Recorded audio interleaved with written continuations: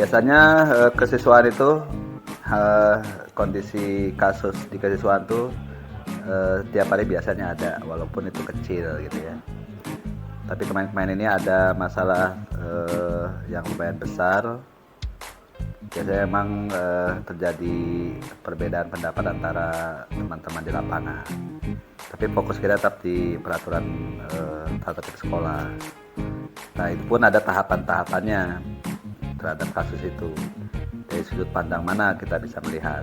Nah, untuk meramu menjadi satu keputusan sekolah terutama, kami biasanya banyak melibatkan komponen-komponen yang ada di sini, terutama BK, kemudian kepala jurusan, karena ini SMK kan ya, Wakasek kesiswaan, dan orang tua, seperti itu.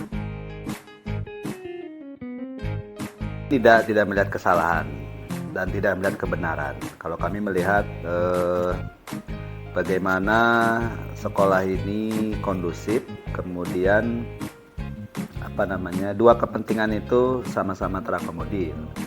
Frame-nya adalah kepentingan sekolah, bukan kepentingan kepala sekolah, bukan kepentingan jurusan tertentu, bukan kepentingan guru itu, bukan kepentingan orang tua, tapi bagaimana sekolah ini bisa mengakomodir semua kepentingan itu.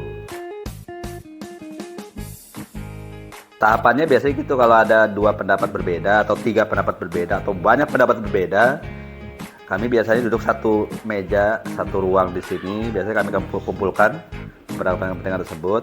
Nah, kami sama-sama diskusikan dengan cara bagaimana kepentingan pertama apa, keinginan, kemudian masalahnya dan solusinya. Kemudian kepentingan kedua juga begitu.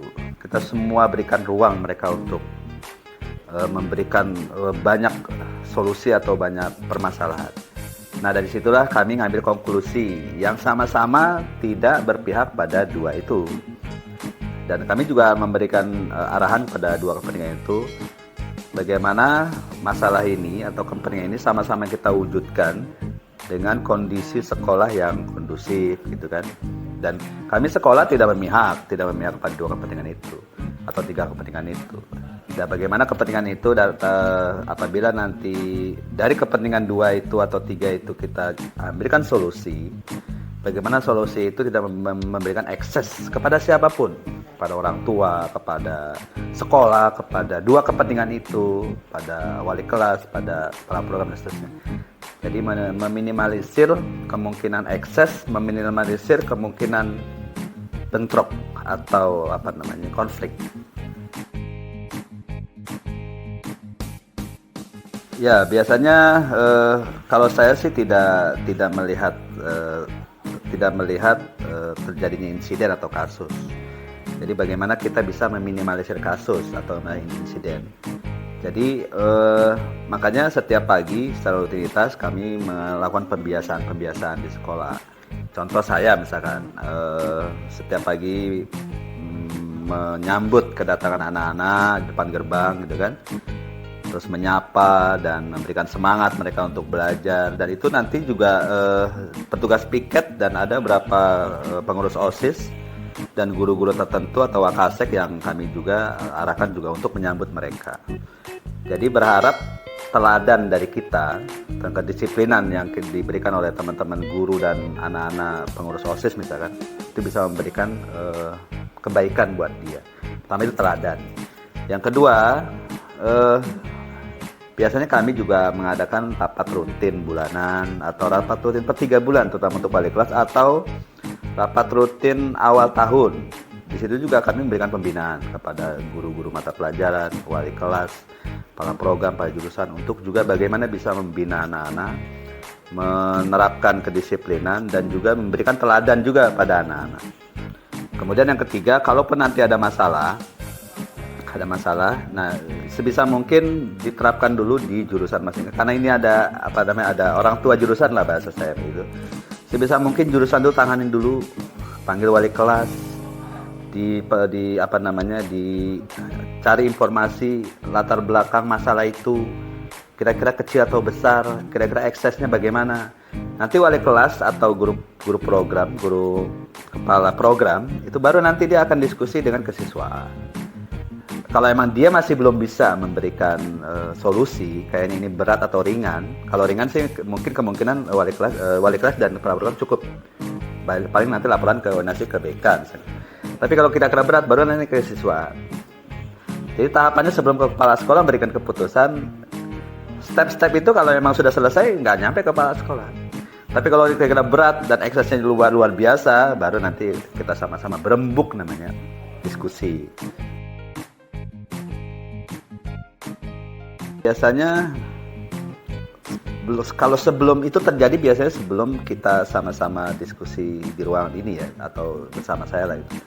Biasanya mereka mempunyai pendapat sendiri-sendiri tuh, ya kan. Jadi versi si A seperti ini, versi si B seperti ini, dan dari jurusan, misalnya step by step itu ya, dari step jurusan wali kelas itu biasanya ada perbedaan gitu ya. Kemudian dari step ke kesiswaan atau ke BK juga ada perbedaan.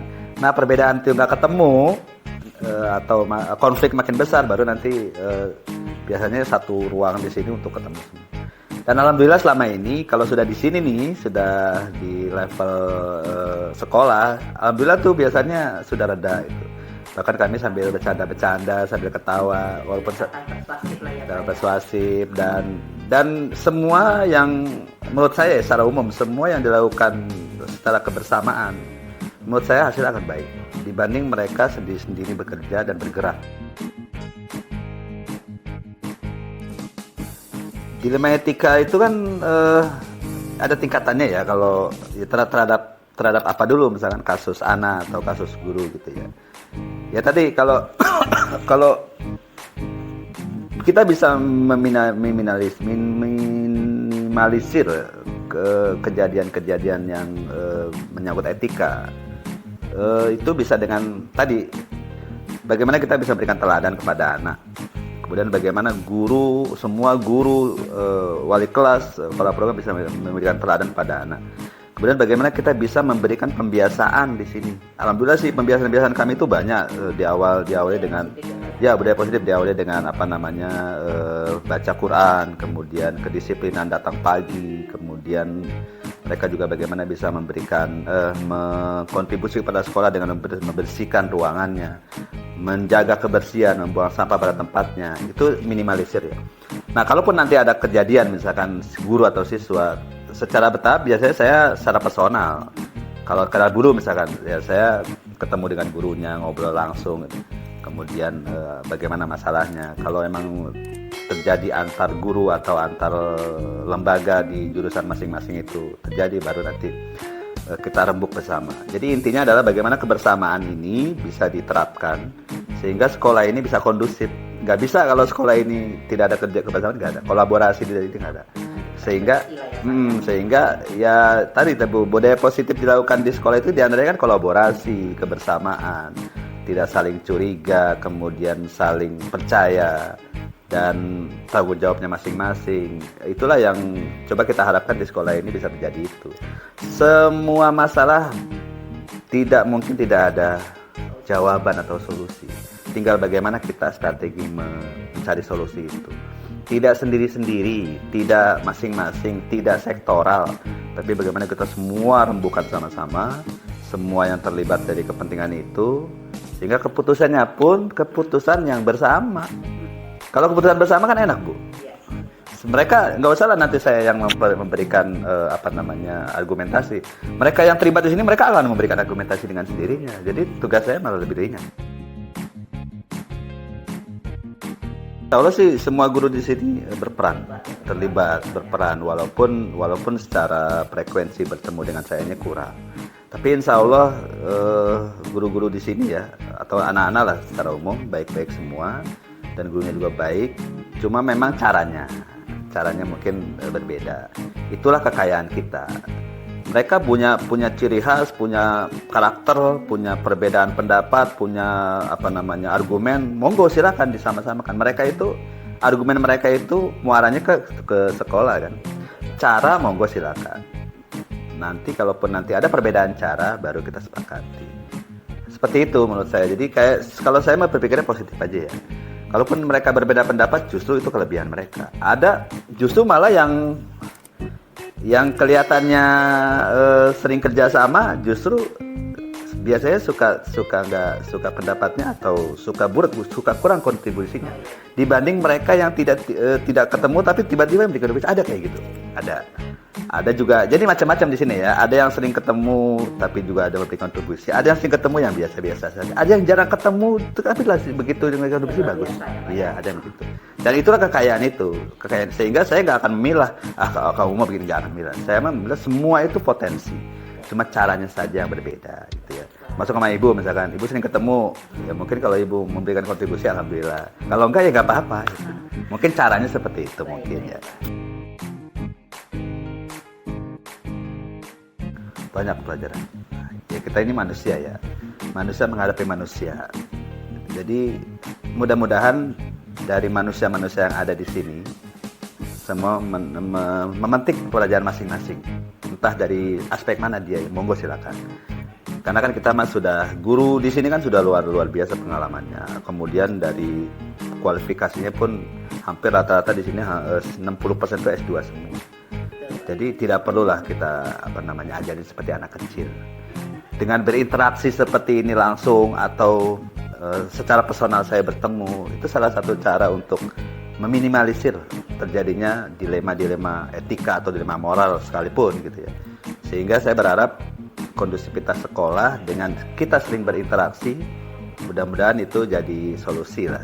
Walaupun nanti kalaupun nanti ada masalah besar, kita akan rembuk seperti biasa.